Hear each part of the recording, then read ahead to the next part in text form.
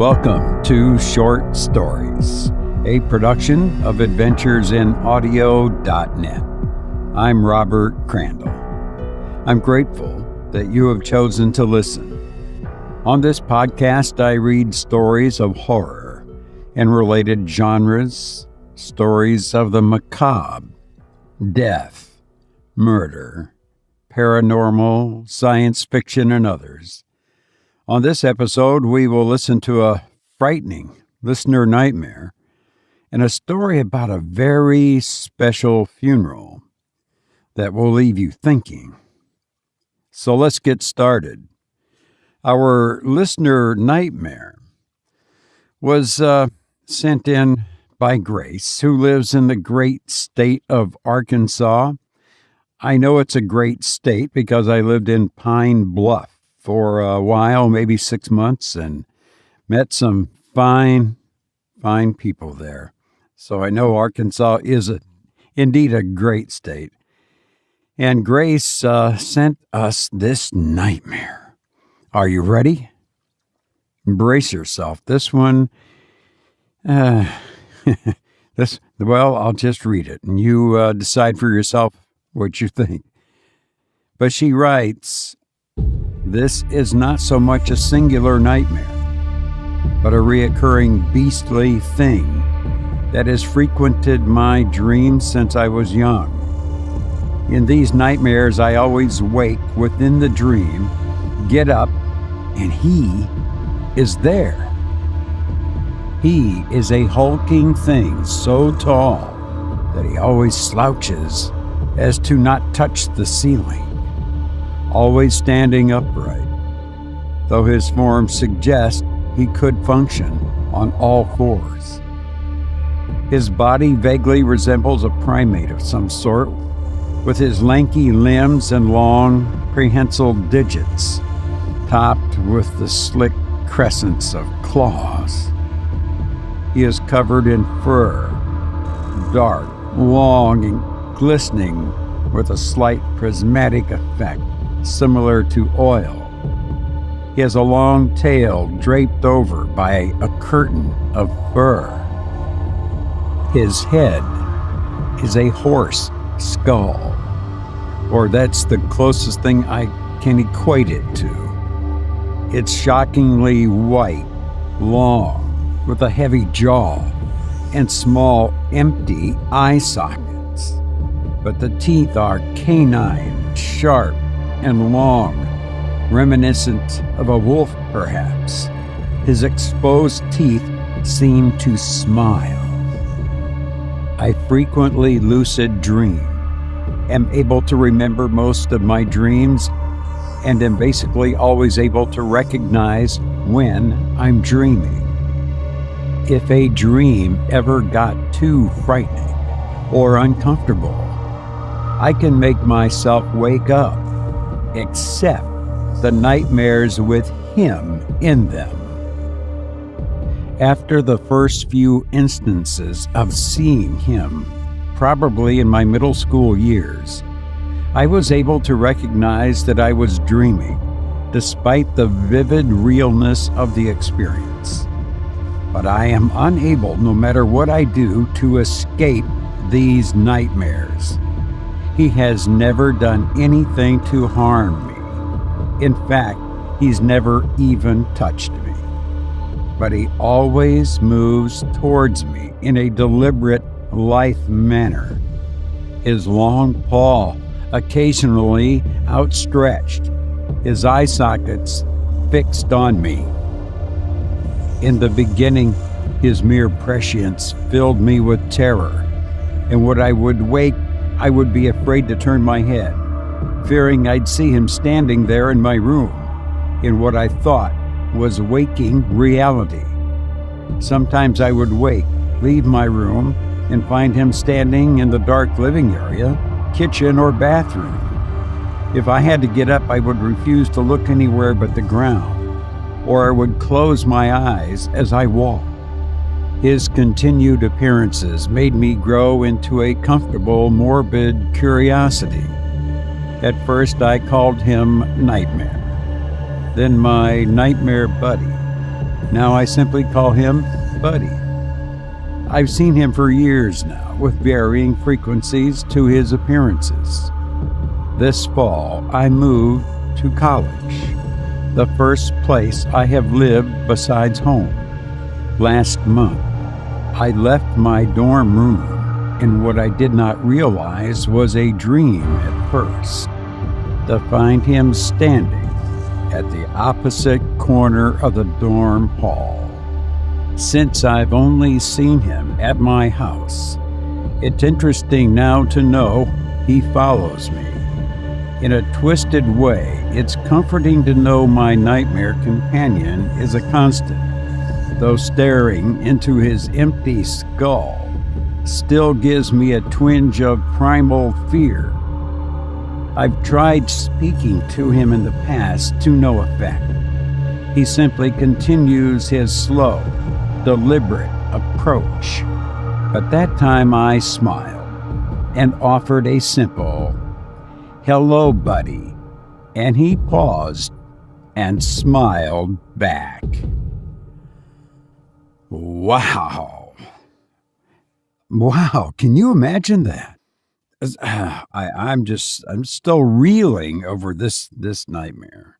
Grace, thank you so much for sending in that incredible nightmare. I really, really appreciate it.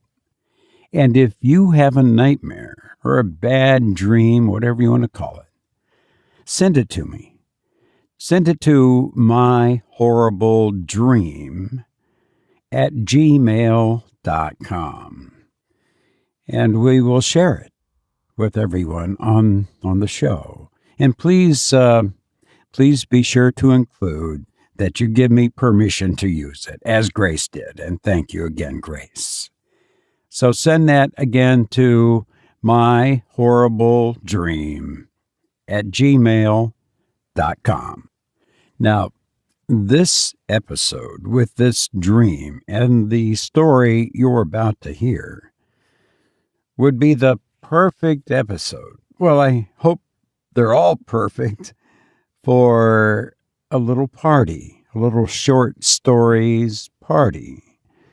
Invite a few friends over, couple, however many you want, and serve some refreshments or something or whatever, and listen to one of the episodes like this one or something else. This one with that dream, I'm still, it's like I'm afraid to walk out to my car at night and something's going to be there.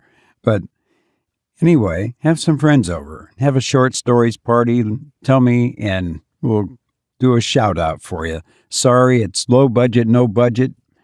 And that's all we can do at this time. Give you a shout out, have a short stories party. And I know everybody's listening to podcasts on mobile devices while you're, whatever you're doing. And Grace, the same way. She said in her letter she listens at work and while she's doing things.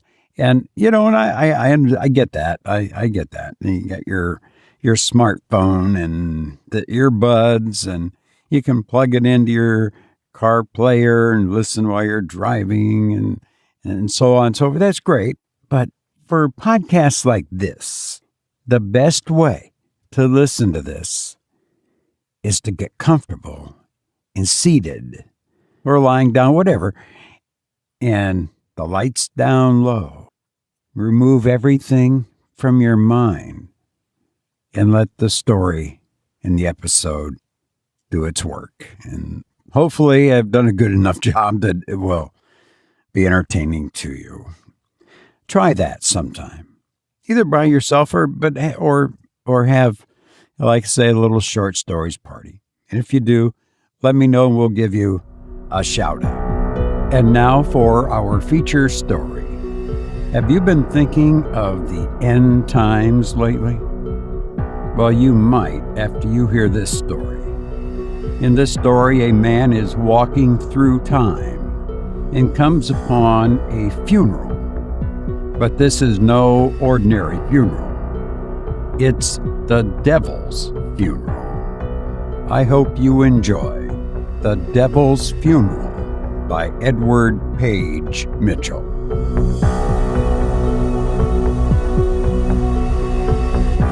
I felt myself lifted up from my bed by hands invisible and swiftly borne down the ever-narrowing avenue of time.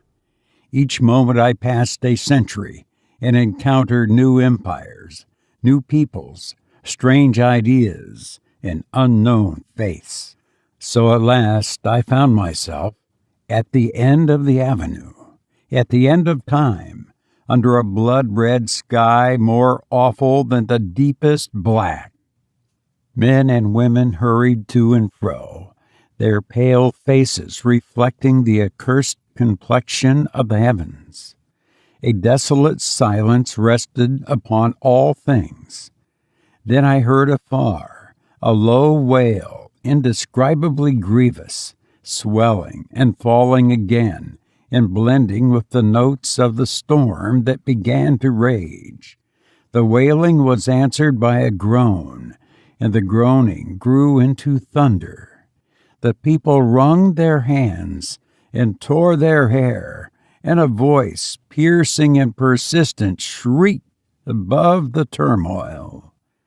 "Our Lord and Master the devil is no more! Our Lord and Master is no more!" Then I, too, joined the mourners who bewailed the devil's death. An old man came to me and took me by the hand. "You also loved and served him?" he asked. I made no reply, for I knew not wherefore I lamented. He gazed steadfastly into my eyes. "There are no sorrows," he said meaningly, "that are beyond utterance." "Not then like your sorrow," I retorted. "For your eyes are dry, and there is no grief behind their pupils." He placed his finger on my lips and whispered, "Wait."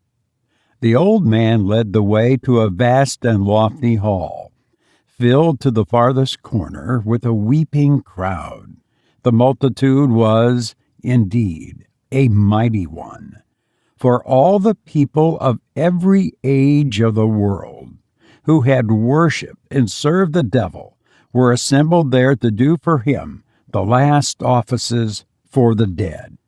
I saw there were men of my own day, and recognized others of earlier ages, whose faces and fame had been brought down to me by art and history, and I saw many others who belonged to the later centuries through which I had passed in my night, progressed down the avenue of time. But as I was about to inquire concerning these, the old man checked me. "Hush," he said, "and listen."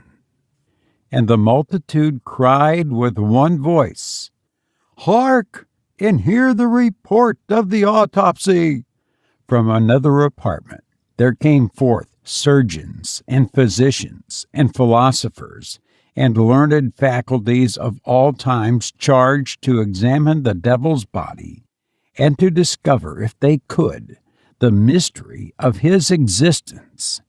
"For," the people had said, "if these men of science can tell us wherein the devil was the devil, if they can separate from his mortal parts the immortal principle which distinguished him from ourselves, we may still worship that immortal principle to our own continued profit and to the unending glory of our late Lord and Master."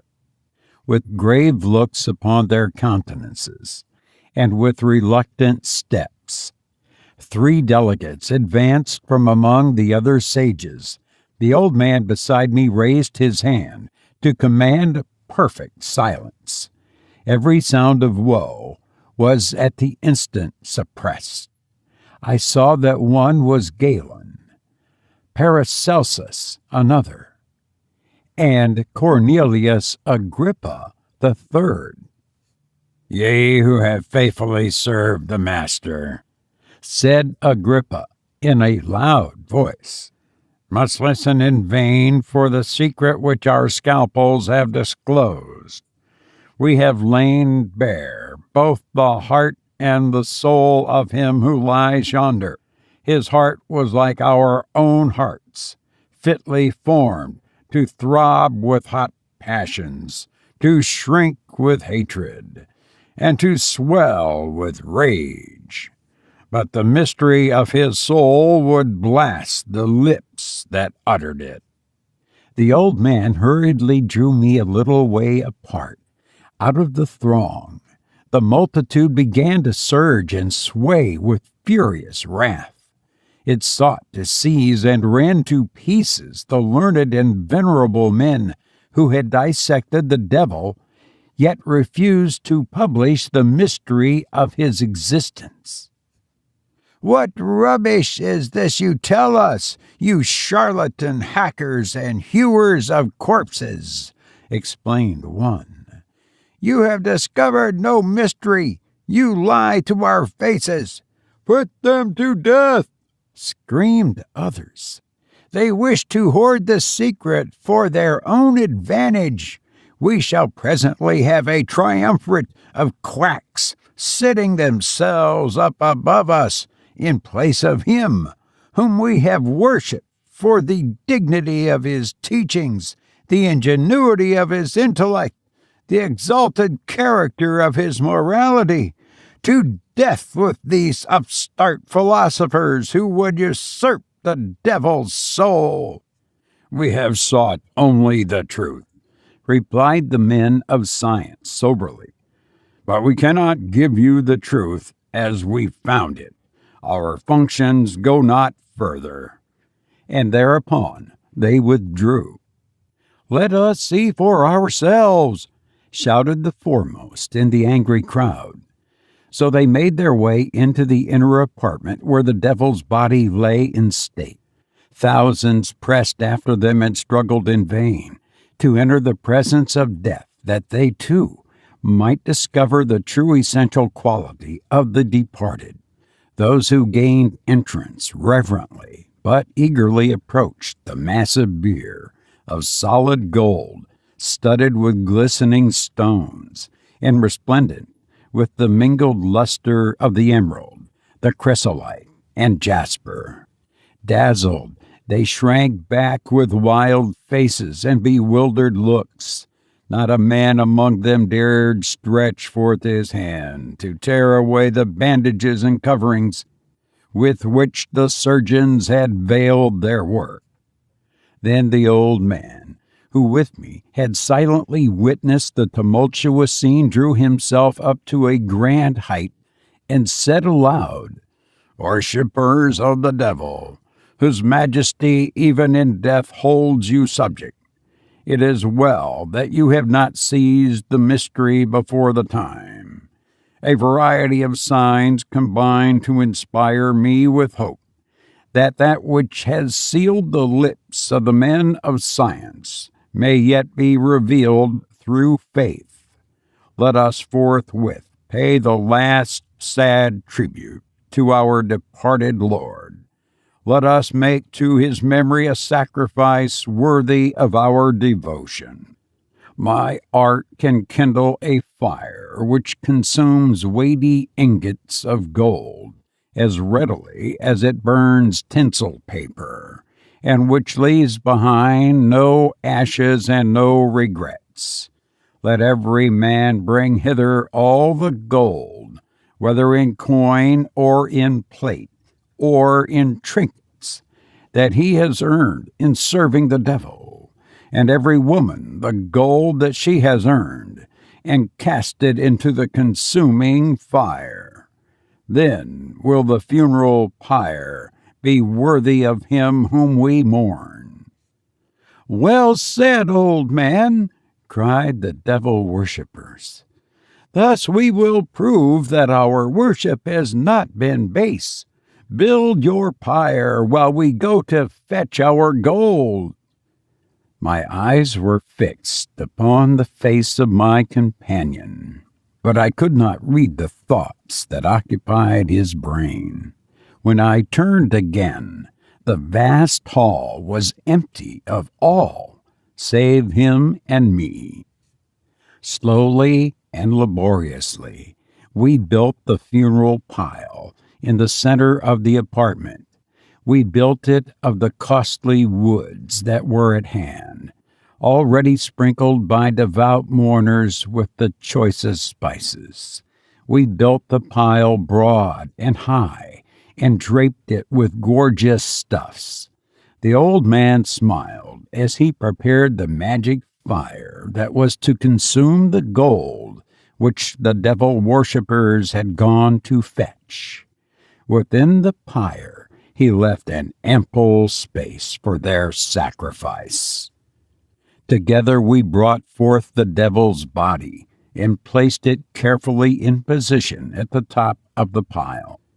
Thunders rolled in the lofty space above our heads, and the whole building shook so terribly that I expected it to fall, crushing us between roof and pavement. Crash came after crash of thunder, nearer and nearer to the pyre. Lightnings played close around us, around the old man, the devil's corpse, and me. Still we waited for the multitude, but the multitude returned not. "Behold the obsequies," said the old man at last, thrusting his lighted torch into the midst of the pile. "You and I are the only mourners, and we have not a single ounce of gold to offer. Go you now forth and bid all the devil worshippers to the reading of the last will and testament. They will come." I hastened forth to obey the old man's command, and speedily the funeral hall was thronged again. This time the devil worshippers brought their gold, and every man sought to make excuse for his tardiness at the pyre. The air was thick with explanations. "I tarried only," said one. "To be sure, I had gathered all to the very last piece of gold in my possession." "I have fetched," said another, "the laborious accumulations of 50 years, but I cheerfully sacrifice it all to the memory of our dear Lord." A third said, "See, I bring all of mine, even to the wedding ring of my dead wife." There was contention among the devil worshippers to be the first to cast treasure into the fire. The charmed flames caught up the gold and streamed high above the corpse, casting upon every eager face in the vast room a fierce yellow glare. Still the fire was fed by hands innumerable, and still the old man stood beside the pyre, smiling strangely. The devil worshippers now cried out with hoarse voices, "The will! The will! Let us hear the last testament of our dear Lord!" The old man opened a roll of asbestos paper and began to read aloud, while the hubbub of the great throng died away into silence, and the angry roar of the consuming flame subsided into a dull murmur. What the old man read was this: "To my well-beloved subjects, the whole world, my faithful worshippers and loyal servitors, greeting, and the devil's only blessing, a perpetual curse. Forasmuch as I am conscious of the approach of the change that hunts every active existence, yet being of sound mind and firm purpose, I do declare this to be my last will, pleasure, and command as to the disposal of my kingdom and effects. To the wise I bequeath folly, and to the fools pain. To the rich I leave the wretchedness of the earth, and to the poor the anguish of the unattainable. To the just ingratitude, and to the unjust remorse, and to the theologians I bequeath the ashes of my bones. I decree that the place called hell be closed forever. I decree that the torments in fee simple be divided among all my faithful subjects according to their merit, and the pleasure and the treasure shall also be divided equitably among my subjects. Thereupon the devil worshippers shrieked with one accord, "There is no God but the Lord devil, and he is dead. Now let's enter into our inheritance." But the old man replied, "Ye wretched, the devil is dead, and with the devil died the world. The world is dead." Then they stood aghast, looking at the pyre. All at once the gold-laden flames leaped into a blazing column to the roof and expired. And forth from the red embers of the devil's heart there crept a small snake, hissing hideously. The old man clutched at the snake to crush it, but it slipped through his hands and made its way into the midst of the crowd. Judas Iscariot caught up the snake and placed it in his bosom. And when he did so, the earth beneath us began to quiver, as if in the convulsion of death. The lofty pillars of the funeral chamber reeled like giants seized with dizziness. The devil worshippers fell flat upon their faces. The old man and I stood alone. Crash followed quick on crash on every side of us. But it was not this time the concussions of thunder. It was the hopeless sound of the tumbling of man's structures and fabrics, and the echo from the other worlds of this world's crack of doom. Then the stars began to fall, and the fainter lights of heaven came down upon us like a driving sleet of frozen fire, and the children died of terror, and the mothers clasped their dead babies to their own cold breast, and hurried this way and that for shelter that never was found. Light became black. Fire lost its heat in the utter disorganization of nature, and a whelming flood of chaos surged from the womb of the universe and swallowed up the devil worshippers and their dead world. Then I said to the old man as we stood in the void, "Now there is surely no evil, and no good, no world, and no God." But he smiled and shook his head and left me to wander back unguided through the centuries. Yet, as he disappeared, I saw that high over the ruins of the world, a rainbow of infinite brightness stretched its arch. You've been listening to The Devil's Funeral by Edward Page Mitchell. Author Margaret Fuller once said, "If you have knowledge, let others light their candles with it." If you've enjoyed this podcast, please share it with someone. I've enjoyed being with you, and now I must go. But I hope to be with you again soon. Please take care, and thank you for listening to me.